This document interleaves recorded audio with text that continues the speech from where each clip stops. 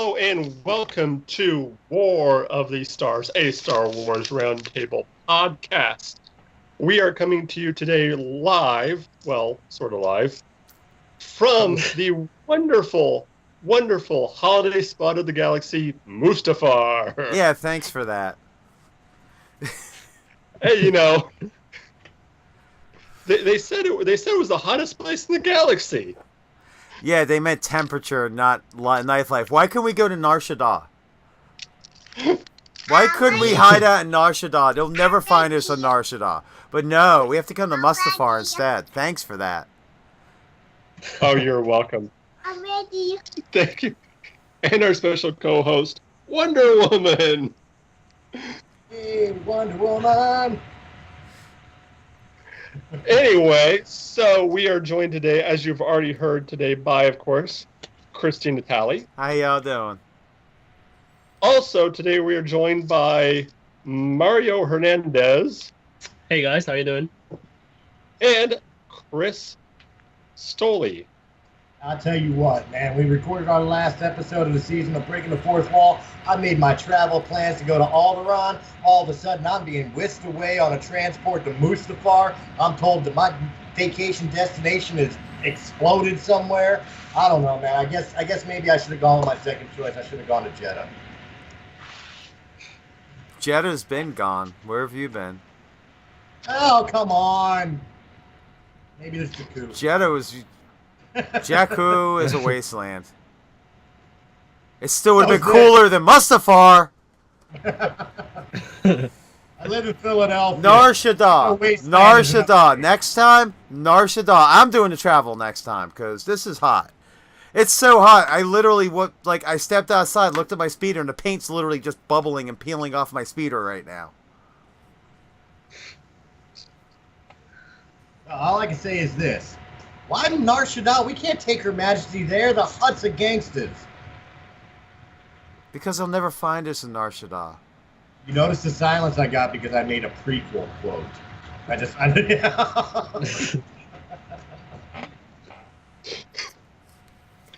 Oh, I know. I just ignored it.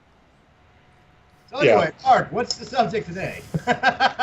Well, something light, something, easy, something that everyone can agree on. Religion. But Yeah, so one of the things that's always been told is there's two things you'd never talk about in public. Religion and politics. Well, we are going to be breaking one of those. We're going to be talking about the religious imagery within Star Wars. And one of the first things I thought we'd start with Episode 1. Now, I don't know what everyone else's religious background is, but I come from a very conservative evangelical Christian background. And one of the things that I noticed about the way midichlorians are explained is very similar to how in many evangelical Christians, the way the Holy Spirit is explained as a way of communicating the will of God. And that's kind of how I see the midichlorians were explained, as a way, sort of a interceder between the Force and the person. A way to kind of bridge that gap. And I think even Qui-Gon even says they tell the Jedi the will of the Force. And that's how, in many ways, the Holy Spirit in Christianity is explained, is they help tell the person the will of God. So that was one of the first things I noticed about the midichlorians. I don't know what you guys noticed about them, or any religious context for many of your religious backgrounds. Like I said, again, I don't know what your religious backgrounds are, but that's just one of the things I noticed right away. Well, I'll go first. You're telling me that from your evangelical upbringing, the Holy Ghost is a blood disease? Is a what? Is a blood disease? To me, that's what the midichlorians is. We took the mysticism of the Force and tried to quantify it with a blood virus that only certain people carry. Yeah. Yeah. my religious upbringing in the which I don't follow, but the way I was raised was basically backdoor Catholic. I'm a Lutheran. Backdoor Catholic? Backdoor Catholic. Wow. Okay. It's basically being a Catholic without all the guilt. That's what a Lutheran is. All the benefits, none of the guilt. But no, as far as the midichlorians, even religiously, I can't find a way of quantifying. Like I can definitely take the Jedi Order and the Jedi Temple and give its religious implications in its own right. But I think religiously, the Force in itself had more religious and philosophical meaning before the adding of the midichlorian. Yeah. Which I understand why Lucas did it. Lucas wanted a way to be able to say, hey, Anakin's the most powerful Jedi that's ever existed. Here's proof on why we know that. But at the same time, it should have been left to one of the biggest things about religion, doesn't matter what religion you are, where you come from, is that we don't really know the answers or the inner workings of our God, goddess, whatever the case may be. Their will is their will. It's for us to figure out. The Force is an unknown mystery that the Jedi strive to learn from, and the Sith strive to manipulate from. So I feel its religious implements was better explained in the original trilogy. Mm-hmm. I agree with that. I wish they would have just left it alone. I fully agree with that.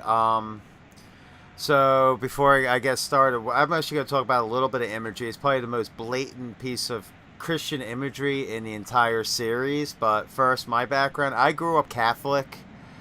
However, I ran away from that religion as soon as I was old enough to make my own decision. And I am a practicing witch, which I am Wiccan. So, but the most obvious symbolism, I was surprised that it wasn't the first thing to come up, was Anakin's birth, which they talked about in the first episode. The fact that he had no father. Yeah. She just was boom, all of a sudden she was pregnant.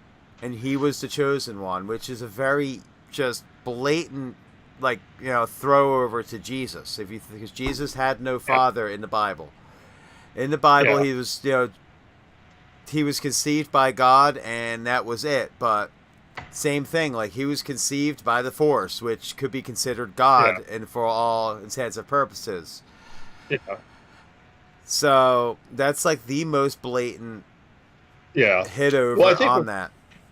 With Anakin, and this was actually my second note, I think that really is the only Christ-like analogy you can pull from Anakin, is the fact that he was, because it was the virgin birth.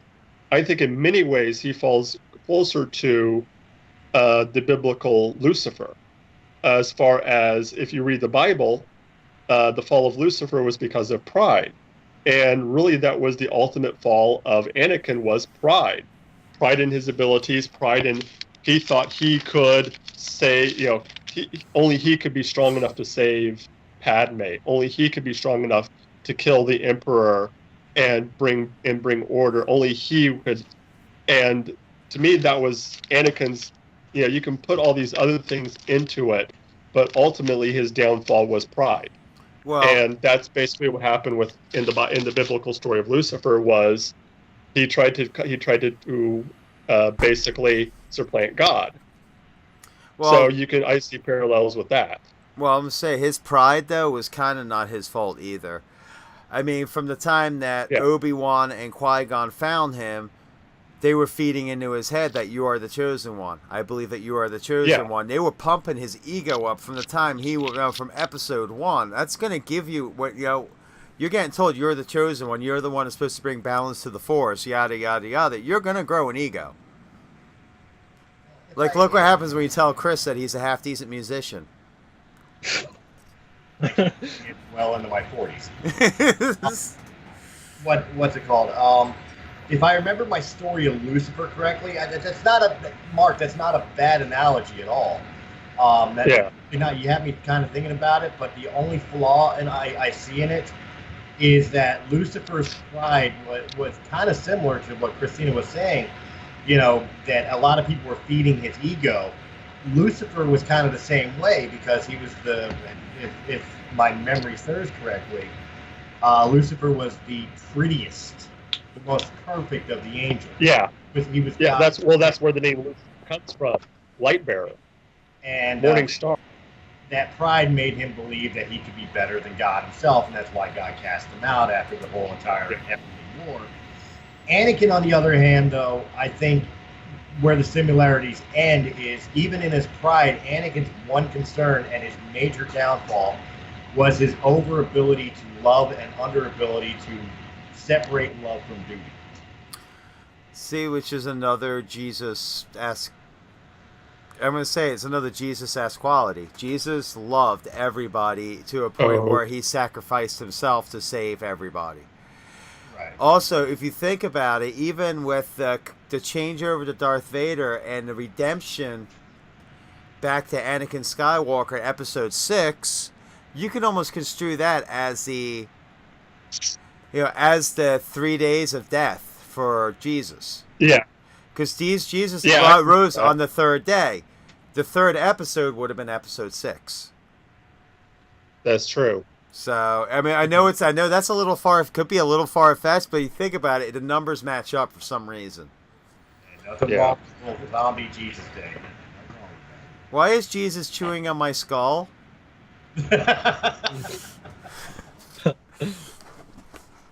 I saw a video where Jesus rose from. I think it was on YouTube, but I saw a video where Jesus rose from the grave and was fighting other zombies. It was like a zombie. And you guys froze on me. Yeah, you lost connection for a sec, but you're back. Keep losing. Oh, sorry. That spot or not? But, sorry, I shouldn't be. I'm right by the. Anyway. But the one person that hasn't answered the question yet is Mario. Mario is 2 questions behind. It's me, Mario. I don't want to interrupt. Okay, so for the first question about the midichlorians thing, I see it, just personally, I see it more as a way, as people trying to explain religion through scientific reasoning.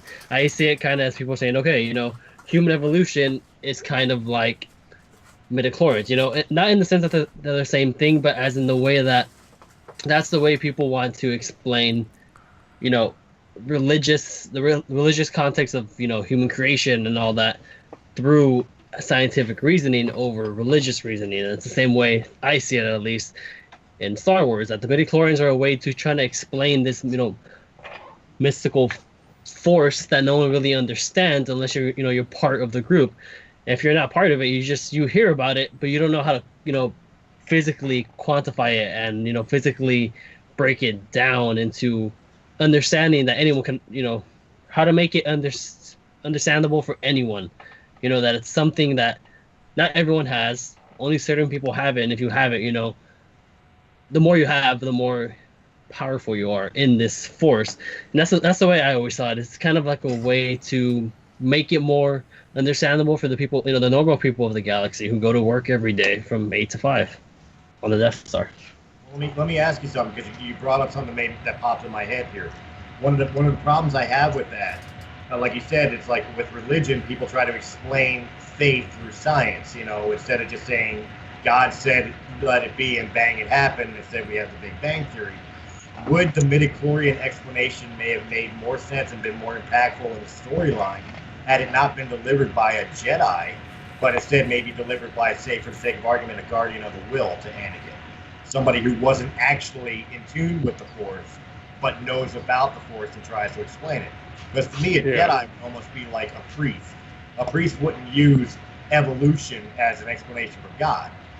A priest would use faith, where somebody who studies ancient religions would be somebody who would turn around and say, well, it's because of this. Yeah. You know what I mean?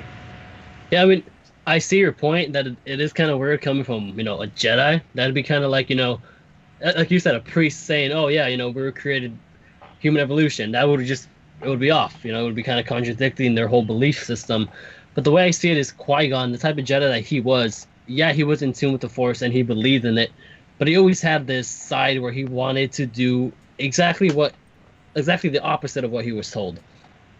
So I think he was very, on the lines that he very much knew about the midichlorians and about the general understanding of the Force, and that he used that to explain to Anakin, who was, very young, that this is how you can tell, I'm not going to tell you the whole mystical Force things you won't understand at such a young age. He was constantly referring to the living Force, which is something that other Jedi, other than Obi-Wan, mentioned it a few times to Anakin, but that seemed to be Qui-Gon's big thing, was the living Force, other than just the Force. So I always thought that was an interesting thing about Qui-Gon. Yeah, I do agree with that. Can I say one thing real quick? I'm sure Brian is very happy he's down on that recon mission right now, because the amount of times we said midichlorians, his head probably would have exploded. Actually, Mark brings up a good thing that I wouldn't mind discussing, because that is something that subconsciously kind of bothered me. What is the difference between the living Force and the Force? I think I heard a video one time, and he kind of explained, Qui-Gon's view of the Force was that instead of Qui-Gon was always the one to, instead of manipulating the Force to do what he wanted, he always did the opposite. He was always like, okay, what does the Force want me to do? How does the Force push me? Which direction does the Force push me? Whereas many other Jedi use the Force to their advantage instead of having instead of just doing the opposite. But as far as what the difference between the Force and the living Force, I don't really know. I can answer I don't really that. know what the difference would be. Okay. Okay, so the living Force was an aspect of the Force. It was fed from energy of living things and was distinct from the cosmic Force. It was made possible through the phenomenon of Force spirits. Qui-Gon Jinn was considered a student of the living Force and stressed its importance to his Padawan, Obi-Wan Kenobi, telling him that to be mindful of the living Force required him to keep his concentration on the here and now, rather than letting anxieties about the future come at the expense of the present moment. So in other words, people like Yoda and Luke and Anakin were using more of the cosmic Force, and that's why they were having future visions and things of that nature, where Obi-Wan and Qui-Gon used the living Force, which kept them in the current situation. They drew their Force power from living things, from like Force spirits, like Force ghosts. I mean, there's a lot of different, like, just like religion, just like real-time religion, there's a lot of different aspects of the Force. We have the unifying Force, we have the cosmic Force, the living Force. I mean, there's a couple different ways people. I mean, I think the last swamp was the unifying Force. I don't think a lot of people followed that. Yeah. Because the unifying Force was more of this power from the stars and galaxies. So this was kind of later on my notes, but I think this would be a good time to kind of bring this up. Is considering of course, the now famous line from the Last Jedi trailer. Could we see Luke as being almost a Martin Luther character for the Jedi? Could we be seeing the Jedi Reformation? I think it's very possible. I mean, let's be honest, the way it was, like, all the way through the movies with the Jedi, Jedi has always been very unbalanced. For example, like, the first 3 movies, let's be honest, compared to Sith, they were so Jedi heavy, it was ridiculous. They were the Force in the universe to be reckoned with. Then Darth Vader, then Anakin became Darth Vader, and pretty much exterminated 95, 96, if not more, % of the Jedi, and the Sith became the ruling Force. So the entire time, it's been very unbalanced to dark side or light side. Yeah. No, I'm not going Grey Jedi, Chris, before you freak out. No. So I think what Luke has figured out is maybe that happy medium that is the true balance of what the Force needs. no matter what, Yeah. not knowing what it is, but because obviously the movie doesn't come out till December. And which you'll probably, by the way, in December, you'll probably have us recording from Hoth. So he's mean like that to us. I am. Playing off of what Christina said, I actually kind of agree with her. If you follow from the original non-canon legends, Luke changed the Jedi Order when he reestablished it because he didn't have anything to guide off. So he went off of his own gut as to what he felt was right for the Jedi. I think when it comes to The Last Jedi, Luke has been out studying, finding past journals and things of that nature of what the Jedi Order was, their rules, their regulations, what they believed in, how they handled situations. Yeah. And I think in reality, Luke's line "It's time for the Jedi to end" is going to be referring to it's time for what the Jedi Order has been to end. It's time to bring it more towards what it was in Legends, where you could marry, you could love and have compassion, you could, I don't want to say walk the dark path, but it didn't seal your fate to the dark side. You know what I mean? Yeah. Be redeemed back. Stuff of that nature where it was a little less rigid on the Jedi, to where it's either you are Jedi or you are an abomination to the Jedi. You know what I mean? I think Luke's going to be opening up the next evolution of the Jedi Order, whatever that evolution may be. Mm-hmm. Yeah, I pretty much have to agree with Christina and Chris, sorry, Mark. But especially about the whole, how he's going to evolutionize the term of being a Jedi. I mean, because why would he keep it the same? As, he knows it didn't work before, so, something has to change. He has to do something to change the term of being a Jedi, or else they're going to go down the same path. So I really think he does fit that role, and I pretty much want to say, yeah, I think he's going to play that role of Martin Luther. I think he's going to I think right after he says that line, he ignites a red lightsaber, because he would be the last Jedi, and technically Rey would be the birth of the New Order. Yeah. That's what I think. Quote me on it. Put it on a stamp. Hit subscribe. Come back after the movie. Tell me if I'm right or wrong.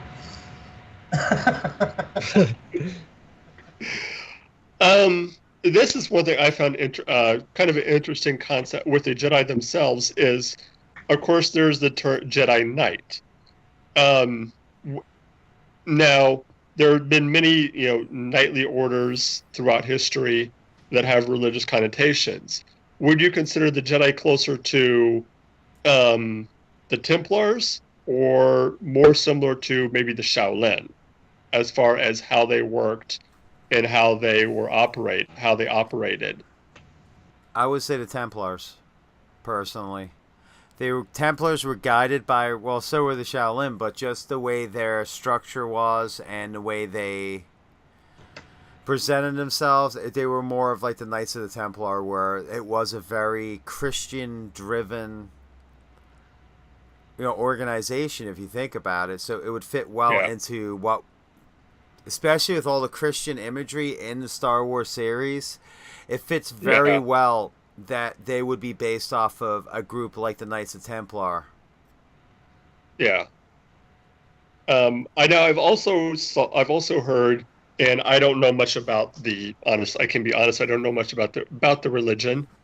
A lot of people I've heard have brought up similarities between, say, the Jedi and Buddhism, and other kind of more Eastern religions. Buddhism, I can't think of what the Japanese religion is. Shintoism, particularly the worship of, which is of course the worship of ancestors. Do you see a lot of similarities between some of the Eastern religions and the Jedi, as far as that more mystical aspect of it? Definitely. I definitely do. That's why I would almost disagree with Christina. I see the similarities with the Templars, but I almost see more out of the Shaolins. Especially the Shaolin monks, in the fact that they were warriors, they were very honor bound, but they were very, very faith driven. And I think the Force and the Jedi's relationship to the Force more fits that. But if I were to step away from non-realistic religions, I say the best way to describe a Jedi Knight would be using a D&D term like a Cavalier, which would be a knight, a full knight of the kingdom, but is knighted by their faith in whatever god they serve. Well, wouldn't that more be a paladin than a cavalier? Paladin. I meant paladin. Yes. Okay, yeah, it's okay. I was just correcting. Yeah. Or even I a think war priest or something along those lines too, which is more of a hybrid between both of them. Right. Yeah. I think initially, like, so if you look through the Old Republic era, I can see that the Shaolin might have been initially a good analogy for them, but by the time of the Clone Wars, I think they were very much closer to the Templars as far as how they were used and how they viewed. They went from being, almost pacifists who used their abilities only for self-defense or only for protection to warriors. And that's not what the Jedi were initially supposed to be. They were not supposed to be warriors, they were peacekeepers. And during the that kind of changed. I was about to say, even in that aspect, the Jedi were kind of betraying their own original faith. Their own original faith was devotion to peace and study of the Force. When they took on the role of peacekeepers, they basically became the galaxy's police officers. So they were proactively getting involved in things that they really, by the dictation of their own belief system, should have stayed out of. Yeah, that's a good point. I mean, I kind of agree with Mark mostly just about the whole thing about how as the Jedis, progressed, they kind of lost their faith, the roots of their faith. And even Yoda says it in Rebels, I think it's season 2 where he speaks to Ezra and he says, we shouldn't have gotten involved in the war. I should have stopped this because I led the Jedi to this dark path and I led us away from what we're supposed to be. So, yeah. So, the other thing is, let me go look at my notes here. Again, this isn't a canon anymore. At least I don't think it is. But the maybe you're gonna have to step down for a second. Sorry about this, people. Right. The initial split between the Jedi and what would become the Sith. Although, obviously there wasn't, one branch of Christianity that was pure evil and the other one that was, good, but I can see a similarity between historically what's referred to as the Great Schism that split Eastern Orthodox from the Catholic faith. As far as the split between the Jedi and the Sith, as far as they initially might have had very similar views, similar belief systems, but initially they, got to the point that there was no similarity between them. I think that is one thing that's different between the schism historically and the schism between the Jedi and what become the Sith. I kind of see the problem is the hardest part about this is that a lot of the Sith's lore is now non-canon. I mean, we do have Pain and his Rule of Two, but as far as like the initial start of the Sith, if we went back to non-canon means, the Sith was originally a race of beings, not necessarily a split off from Jedi and dark side beliefs. But if you were to just go on the split off of dark side to light side, I'd almost more look at that as like, in the best way I can describe it would be like the Spanish Inquisitions. I see the Sith Lords as almost like the Inquisitors of the Spanish Inquisition. Where they still believed what they were doing was righteous, but it was completely by evil means. More so than the separation of churches. Sorry, I'm having technical difficulties over here. That's all right. It happens. Shit, Lily. Realm of the Mist, we always have those difficulties. Yeah, it would be weird if we didn't have them. Yeah, I kind of agree. Unfortunately, working through internet like we do run into hiccups. Yes, we do. Hold on. She unplugged. Uh-oh, she unplugged something. Well, while he's getting his technical, his audio back on, Christina, Mark, I mean, would you agree more with Mark's ideals of the separation of churches? Is kind of like similarity between the Jedi and Sith, or more so of like my interpretation of the Sith being more like the Spanish Inquisition, or do you have your own view of like what type of religious inflammation might have been from the separation of the Jedi and Sith orders? Well, okay, yeah, I can talk on this one a little bit. The first thing is, thing to remember, religion has started more wars in our world than any other means in history, and that's a proven fact. Such as, for example, the Sith believed the exact opposite of what the Jedi believed. They believed they had different beliefs. They did not feel the same way as the Jedi do. Thus, they had a different religion. They may have followed the same spirit or the Force, but they followed a different aspect of the Force, and they were different. So, unfortunately, I think that's what sparked a lot of the controversy between the Jedi and Sith. Instead of them, looking at each other and goes, we both worship the same thing. We can learn off each other. Instead, they went directly against each other and have been warring since the beginning of time. You know what? With that explanation, I almost see the Jedi-Sith separation as like the Christian separation from the Jewish faith. Very, very possibly. It's very possible at one point before anything was written that maybe the Sith and the Jedi were of the same order, and eventually the Jedi say, no, we believe more of this, and the sort of Sith say, we believe more of this. And while the Jedi could be more considered the Jewish people, where they kept with the old beliefs, whereas, of peace, harmony, there is no death, only the Force. Whereas the Sith turn around and goes, no, this is more what we should believe in. And that's what caused the separation. Because there's been a lot of Christian-Jewish, there's been a lot of war between there, too, over, especially when the Christian faith separated from the Jews as well. So it's I do think that's very possible. That's a good analogy because, based on what you just said, it's like they believe in the same thing, just in different views of it.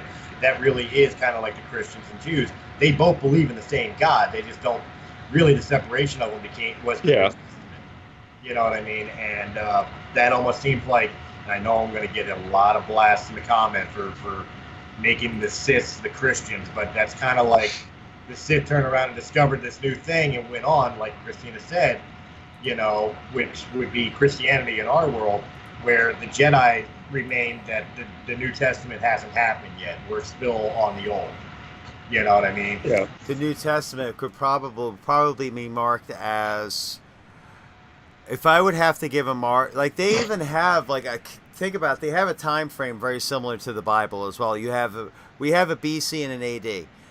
They have a BBY and the ABY. ABY, yeah. Yeah, so before Battle of Yavin and after Battle of Yavin. I mean, they have a split timeline like we do. So it really makes you think.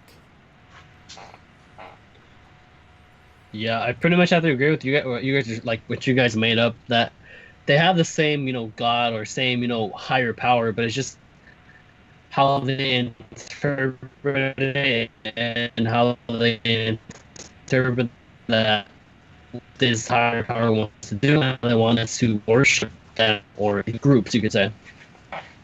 Yeah. One thing I've always, and again, I'm not, and if Brian was here, he could probably talk more on this, but I've always been interested in seeing a little bit more of the other religious views in the Star Wars universe, as far as outside of the worship. I don't want to say the worship of the Force, but the following of the Force.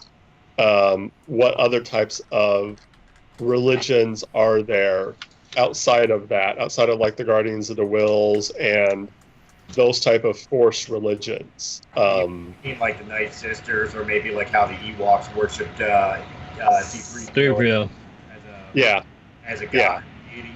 Yeah. Because, I mean, if you think of, I mean, when a galaxy that was supposed to be that massive, and that many planets, I don't know how many worlds were initially inside the Old Republic, but there had to be, I mean, millions. I mean, when you have a in the prequels, they talk about the I can't think what the name of it was, but the group of 2000 who were opposed to Palpatine, and that's considered just like a little blip on the radar for him as far as a group of people that would be opposed to him. You know, you looking at a galaxy that was just massive when 2,000 senators is just a blip. Right. You know, so there had to be thousands upon thousands of different belief systems and religions. So I've always been interested in to see, you know, what some of those were, or did everyone just kind of fall into the thing of, oh, well, it's the Force, so everyone just kind of, even if you're not a Jedi, just kind of follows the Force. I think, if I can start this off, I think it kind of falls under both. I think each individual planet, maybe before they were discovered into the Republic itself, or the grand scheme of the rest of the galaxy, may have their own individual beliefs. The same as, like, you know, you go to Africa and African tribals have their own religion, or you go to Australia and the Aborigines have their own, religion, or like you said, the Buddhists of China and the what was the Japanese? I don't remember. Shinto. Thank you. You know, that religion, like each region had its own individual religion. Now you introduce the whole galaxy at large into a republic where all these people who may have had, forgive the term, people, primitive religions or territorial religions are now seeing things like the Jedi Order and hearing about how the Jedi have these abilities that people are seeing, these miracles that people are seeing. And I think that over-encumbered the original traditional religions of the individual planets. I think that's how the Force started spreading out throughout the galaxy, was that once the Jedi Order was established and then starting to be seen throughout the galaxy, everybody else is like, well, okay, our religion is blind faith and words, where this religion, we see it actually working, we see it actually happening, we see the miracles every day. You know what I mean? Yeah. I think that's where the Force kind of over-encumbered the whole galaxy through that. I can see that, yeah. I mean, to touch on that, if I'm correct, wasn't it the Wookiees that worshipped like one of the elder trees that they had on Kashyyyk? I think so, yeah. Yeah, so that's interesting too. To see what those planets that were part of the Republic, but still didn't really I'm pretty sure they believed in the Force, but they still had their own belief system. That's a good point, Mark. I want to see more about those planets like that. And not to kind of get off on a tangent, but this is something that I think a lot of science fiction shows, not just Star Wars, has a problem with is, unless you're dealing with a planet of humans, is these monocultures. All the Wookiees are the same. No matter where part of Kashyyyk they're from, they all have the same culture. They all have the same, the same with like the Twi'leks. All the Twi'leks have the same culture. All of them, have the, you might have different tribes or different things like that, but they're all basically the same. And I've always wanted to see something a little bit more diversified, where you have Wookiees that might be have a different type of culture or a different type of belief system.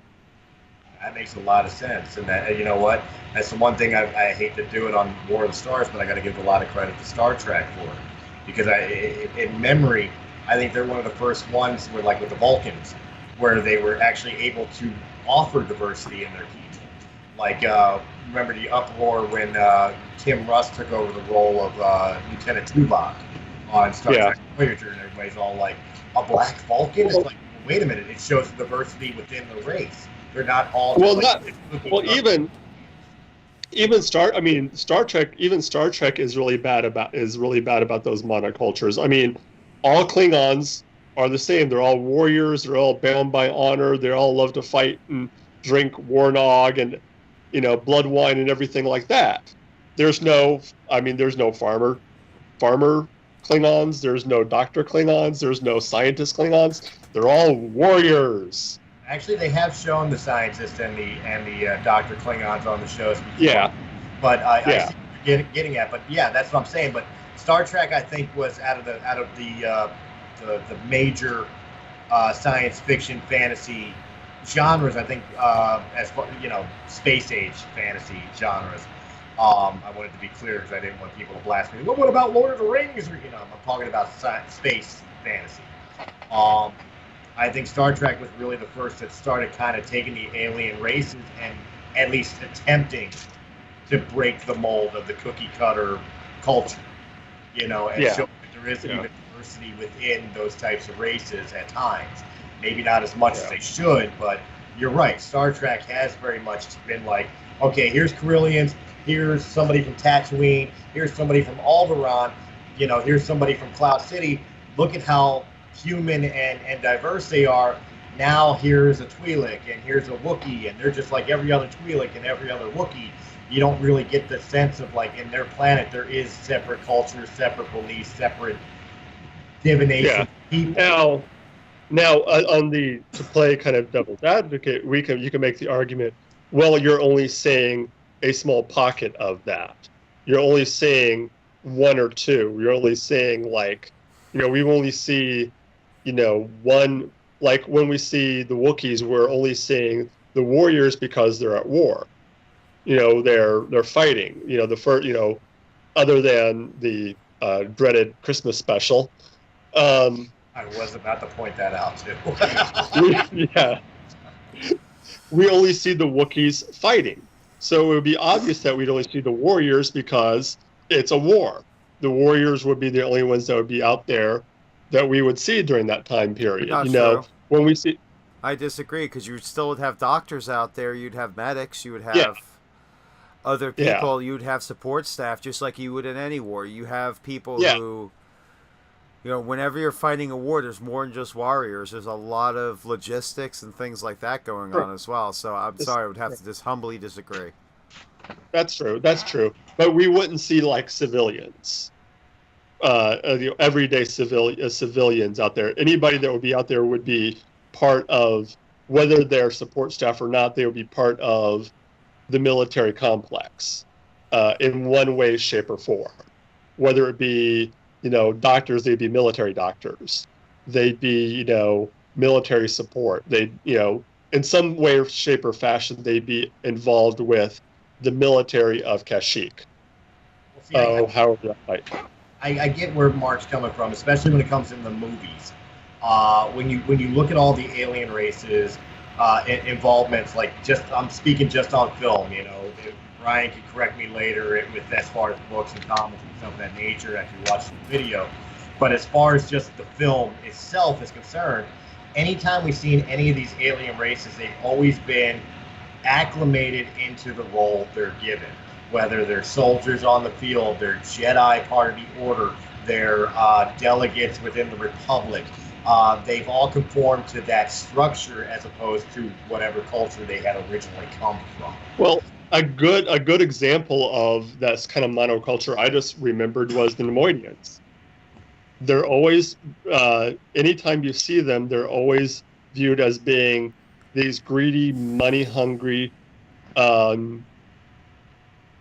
kind of people that only care about money, only care about profit, only care about themselves. There's no real diversity in them. There's no, kind of thing of like, oh, here's a Nemoidian who's a nurse who's trying to take care of people. It's always they're just these kind of greedy money grubbers. Look at Jawas. I mean, there's another perfect example right there of a monoculture. Jawas, all they've ever been portrayed as through, even on the now non-canon, they're little thieves. They will steal. You can park your speeder outside, and they will steal the roof off your speeder without thinking twice about it. And they will do it quickly, and they will sell it right back to you, and not think twice about it. That's what they've been portrayed as, and that's what they constantly been shown as. Even with their massive sand crawlers, which are like small little cities and stores all in one. Well, here it raises the question of something else too. And again, I hate to use Star Trek as a reference, but let's use the Vulcans as a reference here. A race of being that has chosen to alter their culture for the betterment of the culture. Vulcans were very nomadic and very violent, so they logic and adapted that style. Their whole entire society adapted that style of purging emotion and living through pure logic, and it changed the whole entire society. Yeah. Who's to say that I'm not saying all the races, but some of the races, even in the Star Wars world, maybe they've had that type of epiphany too, where they eradicated the individual culture and made it one global culture within their race for whatever specific reason. Yeah. I mean, that's definitely possible. But I always think it's always interesting that it's always the alien cultures that they do that with. Now, I know in like Star Trek, it's always a matter of these alien cultures are supposed to be mirrors of different aspects of us. Right. Whether it be like initially the Klingons were supposed to represent the Russians, and the Romulans were supposed to represent the Chinese.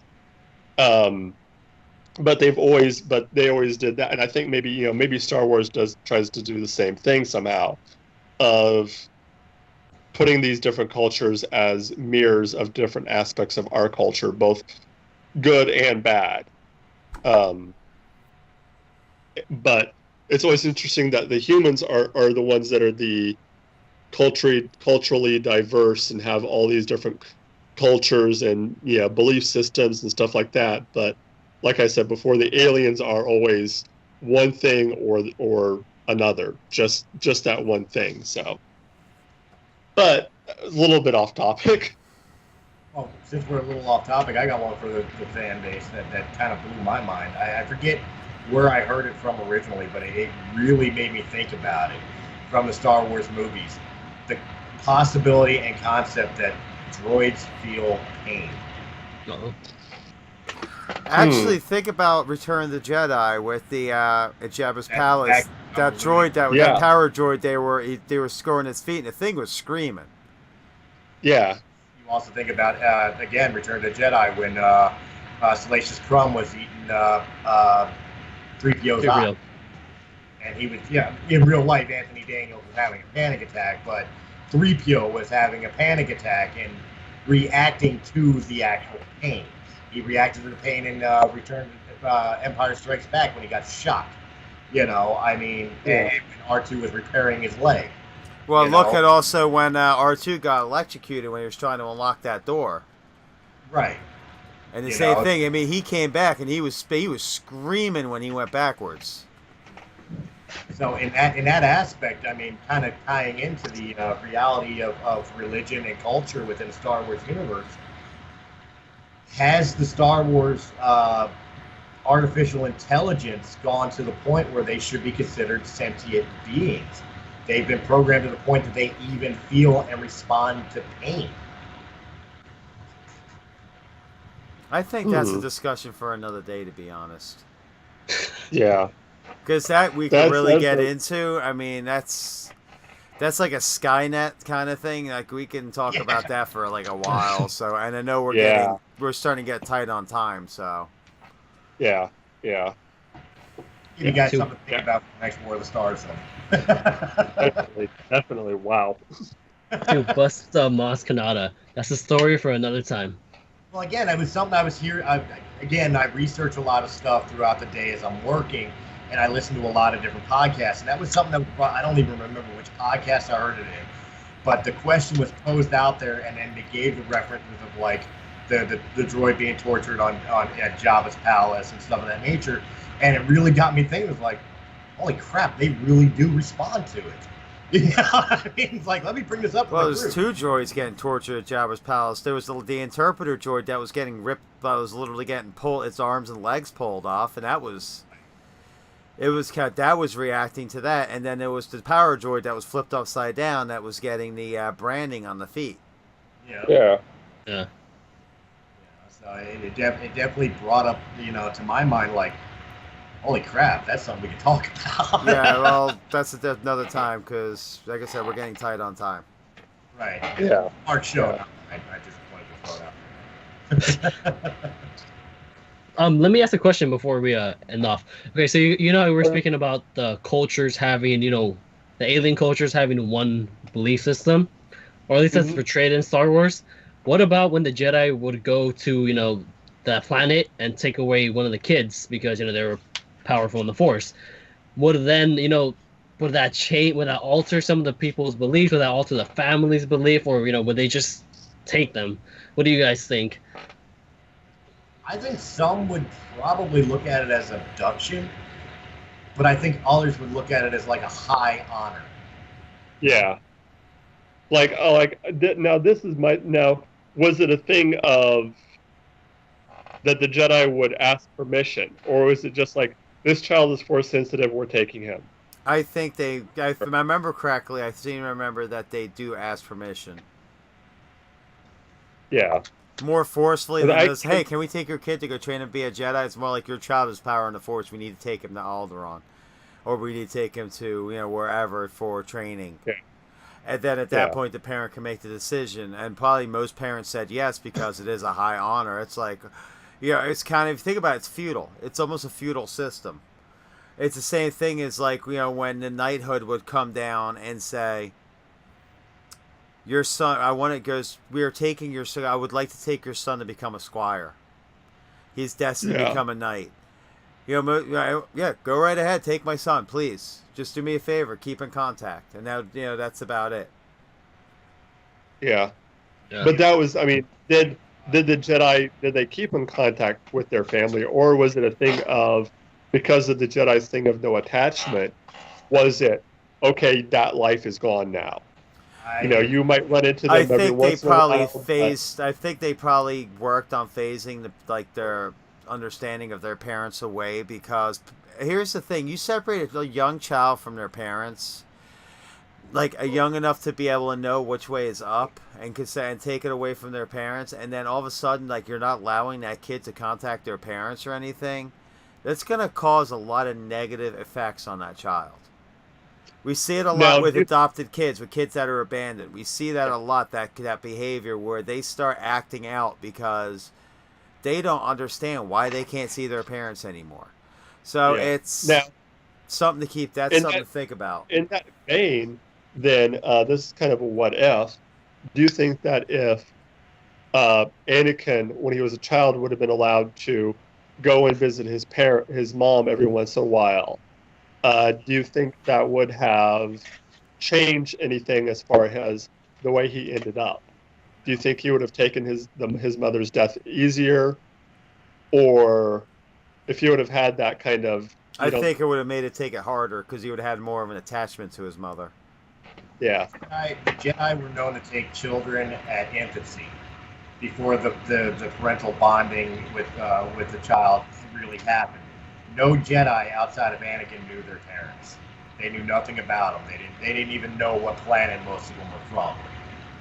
As far as the human, again, going back to the monoculture of the aliens, but as far as the humans, they don't even know, half of them don't even know. Like, Obi-Wan doesn't know his real name. Obi-Wan does not know what planet he came from. He does not know who his mother and father was, because he was an infant when the Order brought him in.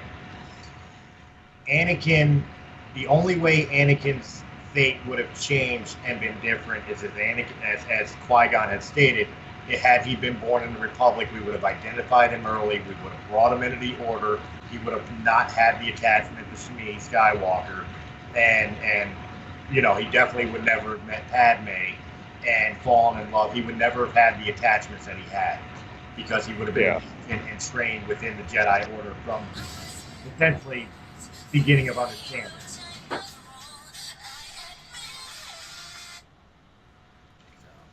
All right. Well, on that note, let's wrap things up. Any final thoughts you guys have on anything we've talked about? No? No, I'm good. Yes. All right. Yes, do not support your local Ewok humpers. Empire for life. And this is the last episode he'll be in because we are all rebels here. We have an infiltrator, and he will be dealt with accordingly. The fact of the matter is that Christina and myself have been doing a little battle of Battlefront for Press A Gaming, and I prefer the Empire. She prefers the Rebels. So it's kind of been a running joke between us on that. So forgive me, guys. Let me point this out though. He will be dealt with justly within the parameters of the New Republic law. Poor Tali. Poor Tali. Not if he doesn't make it back. Airlock malfunctions do happen. I find your lack of faith disturbing. But I do compliment the Battlestar Galactica reference. Space him.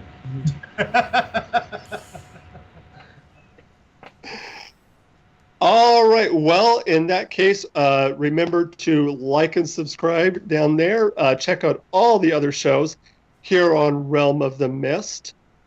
And until next time, may the Force be with you. May the Force be with you Bye. always.